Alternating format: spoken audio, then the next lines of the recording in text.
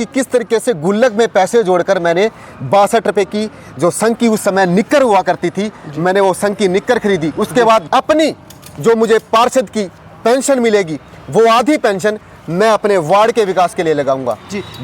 जिस घर भी कन्या जन्मेगी उस जन्म पर उसको 1100 रुपये मेरी तरफ से दिए जाएंगे और 5100 रुपये राशि शादी के अंदर मेरी तरफ से दी जाएगी। और नमस्कार दोस्तों, मैं आपका साथी विक्रम इंदौरा।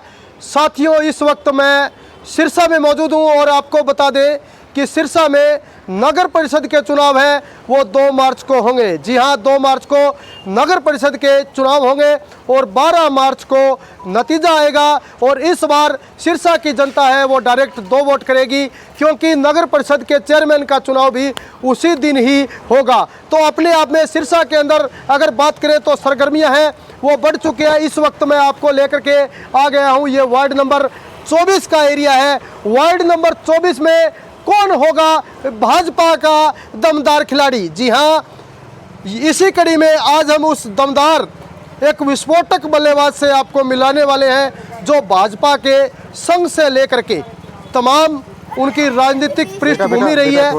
32 वार्ड है टोटल सिरसा के अंदर और 32 वार्डों में से 24 नंबर वार्ड में पहुंचा हूं। नाम है मनीष कुमार खोखा, जिसने सिरसा के अंदर सरगर्मियां पैदा कर दी है, राजनीतिक हलचल पैदा कर दी है। जी हां, तस्वीरों के माध्यम से ये जो शख्स आपको नजर आ रहा है, ये वार्ड नंबर 24 का भाजपा का दमदार और विस्फोटक बल्लेबाज है। ये बात मैं क्यों कह रहा हूं? क्योंकि संघ से लेकर के पूरी भाजपा को आरएसएस चलाती है और आरएसएस के तमाम पद इनके पास रहे हैं। सबसे बड़ी बात, बाल्यकाल में ही इन्होंने आरएसएस ज्वाइन कर लिया था। तो अपने आप में कह सकते हैं कि भाजपा जिस चेहरे की तलाश कर रही है वो चेहरा हमें मिल चुका है। ये देख रहे हो जीवन सिंह जैन परख सिरसा इंटरव्यू के बिल्कुल यहाँ पर इनका ठिकाना है। तो सीधे हम सवालों के कटघरे में खड़ा करते हैं। मनीष कुमार जी, सबसे पहले आपका स्वागत है जी। नमस्कार विक्रम जी। आप एक सुई, गिरी हुई सुई की आवाज़ उठाने से लेकर अगर किसी व्यक्ति के पैरों में कांटा भी चुभा है तो आपने उस आवाज़ को उठाने का प्रयास किया है। तो पहले तो आपको मैं वार्ड नंबर 24 की ओर से स्वागत करता हूं कि विक्रम जी, कि आप इस वार्ड के अंदर इस समय जो कि नगर परिषद के चुनाव होने जा रहे हैं, इस बाबत आप यहाँ पूछे जी। मनीष कुमार जी, सिरसा के अंदर 32 वार्ड, आप 24 वार्ड में रहते हैं। एक ऐसा व्यक्ति जो ज़मीन से जुड़ा हुआ है, लगातार सोशल मीडिया से गरीब, मजदूर, किसान, कमेरे, विद्यार्थी की आवाज़ आपने लगातार उठाई है। भाजपा को जो चेहरा चाहिए था, आखिरकार मेरे ख्याल से मुझे लगता है भाजपा आप पर विश्वास जताएगी। विक्रम जी, जैसा कि पूरी दुनिया जानती है कि पत्रकारिता लोकतंत्र का चौथा स्तंभ है, वहीं साहित्य समाज का दर्पण है जी। आज डिजिटल मीडिया का युग है जी। और इसी के साथ अगर बात करें बड़ी संसद की, तो बड़ी संसद में युवाओं की सहभागिता कम है जी। तो युवाओं के इसी बात के लिए मैं चिंताजनक था कि युवाओं की कैसे भागीदारी बढ़े। और इसी भागीदारी के साथ आपको बताऊं कि मैं बाल्यकाल से ही संघ से जुड़ा और संघ से जुड़ाव के साथ ही मैं पार्टी की नीतियों के साथ पार्टी का प्रचार भी करता रहा। साहित्य के क्षेत्र में भी मेरी रुचि थी, तो साहित्य में भी मैं अपनी कलम चलाई, विधाएं चलाई। इसी के साथ मैं साहित्य के साथ पत्रकारिता के साथ भी जुड़ा। जहां पत्रकारिता पूरी दुनिया की आवाज़ उठाती है, लेकिन एक जो सामाजिक कार्यकर्ता होता है या एक राजनेता होता है, एक सीमित दायरे में बंधकर उस क्षेत्र की समस्याएं उठा सकता है। मेरे मोहल्ले वासियों की मेरे सामने कुछ पीड़ाएं थी। मेरा एक मित्र था, वो कहता मैं किराए पर रहता हूँ, तो मेरे अंदर वो एक दर्द, जब प्रधानमंत्री का सपना और एक हर व्यक्ति का सपना है कि उसका एक अपना आवास हो, और मेरे मोहल्ले का जो सबसे बड़ा विजन डीसी पार्क, हमारा बचपन यहाँ बीता होगा और मोहल्ले वासियों का यहाँ बचपन बीता होगा, तो एक पीड़ा थी। मैं इन गलियों में कूदा हूँ, इन गलियों में खेला हूँ, समस्याएं देखी है। आज परिवार पहचान पत्र की समस्याएं हैं और भी फैमिली आईडी से जुड़ी हुई और भी अन्य समस्याएं, चाहे आज बात करें बुढ़ापा पेंशन की या मकान की मुरम्मत की।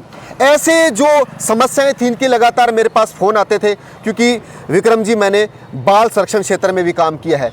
मैं उस गली गली में गया हूँ, मैंने उन मलिन बस्तियों के बच्चों को स्कूलों में एडमिट करवाया है और उनका समय समय पे फॉलोअप किया। पत्रकारिता के तो साथ जुड़ा, लेकिन समाज के वार्डवासियों के लोगों का कहना था कि आप राजनीति में भी आएँ, इसलिए मैंने ये उचित समझा कि क्यों ना इस बार समाज सेवा के तौर पर मैं राजनेता के तौर पे, क्योंकि मैं नेता बनकर अपने वार्ड वासियों की सेवा कर सकूं, इसलिए मैंने अपना कदम राजनीति में रखना चाहा। जी साथियों, अच्छे पढ़े लिखे लोग अगर राजनीति के अंदर आएंगे तो निश्चित तौर पर देश और प्रदेश का भला होगा।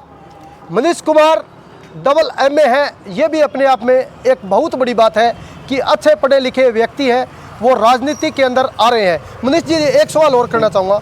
1999 का वो दौर जिसमें बाल्यकाल अवस्था में आपने RSS संघ ज्वाइन किया, दूर दूर तक राजनीति को कोई जानता नहीं था, उस समय आपने RSS ज्वाइन किया। आज पूरे देश के अंदर सरकार चल रही है, मोदी सरकार, कहीं ना कहीं RSS चला रही है। आप एक बहुत बड़े संगठन के सदस्य भी हो, इस पर आपके क्या विचार है? क्या आप पर भरोसा जता पाएगी क्या?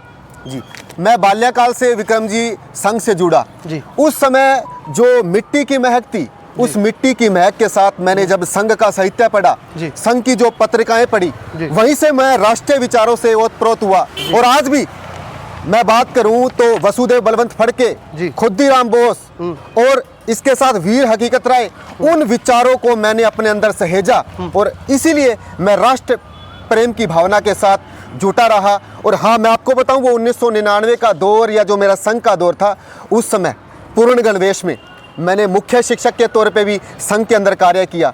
वो मुझे याद है कि किस तरीके से गुल्लक में पैसे जोड़कर मैंने 62 रुपये की जो संघ की उस समय निक्कर हुआ करती थी, मैंने वो संघ की निक्कर खरीदी। उसके बाद गणवेश खरीदा और पूरे मोहल्ले वासी आज भी मुझे जी कहकर पुकारते हैं, क्योंकि एक संघ की जो तहजीब सिखाई थी कि मनीष जी, या किसी को भी जी कहकर बुलाना या नमस्कार कहना, तो वो आज भी मेरे अंदर विचार मेरे अंदर कोतते हैं। और इन्हीं विचारों से कोतते हुए मुझे कुछ संघ के लोगों ने भी कहा कि क्यों ना मनीष जी, 2016 का चुनाव भी मैं लड़ना चाहता था, लेकिन मदर को कैंसर था, कैंसर के कारण वो मृत्यु होगी उनकी। लेकिन उस समय मैं टिकट के लिए दावेदार के लिए मैंने दावेदारी तो नहीं जिताई थी, लेकिन मदर की डेथ होने के कारण मैंने चुनाव नहीं लड़ा, ना ही समझा।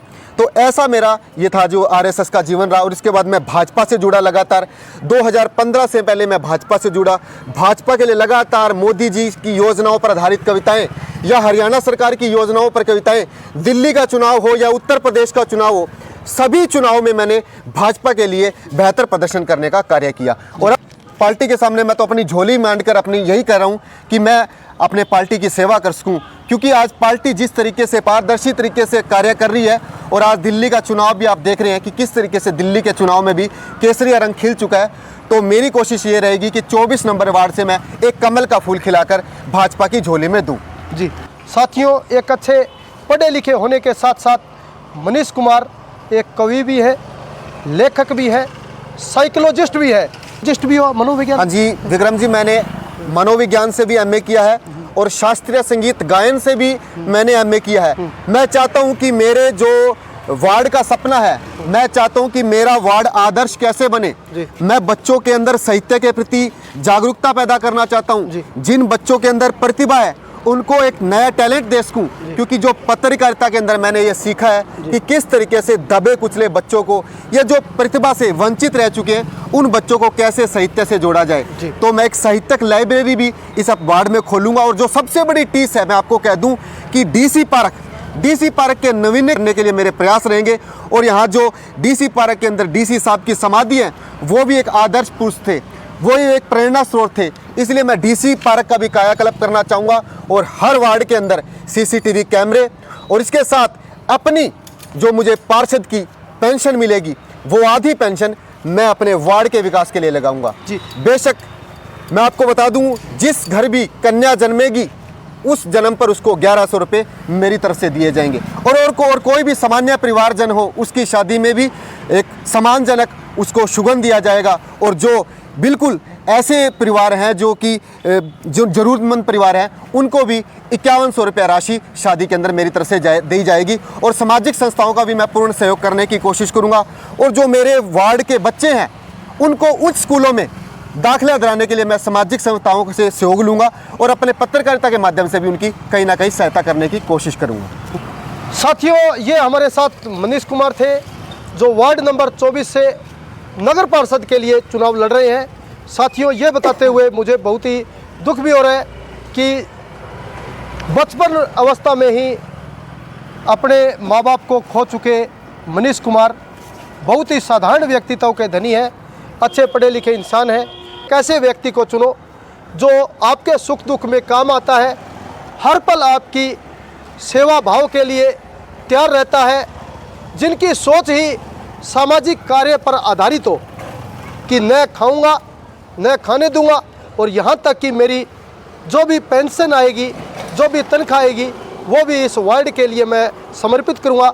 साथियों, एक ऐसे व्यक्तित्व के धनी मनीष कुमार जी हमारे साथ थे। इनका एक छोटा सा साक्षात्कार हमने लिया। इस साक्षात्कार के बारे में आप क्या सोच रखते हैं, आप हमें कमेंट करके कमेंट सेक्शन में ज़रूर बताएं। अगले साक्षात्कार तक आप हमारे साथ बने रहिए, देखते रहिए द ग्राउंड नेटवर्क। धन्यवाद, शुक्रिया।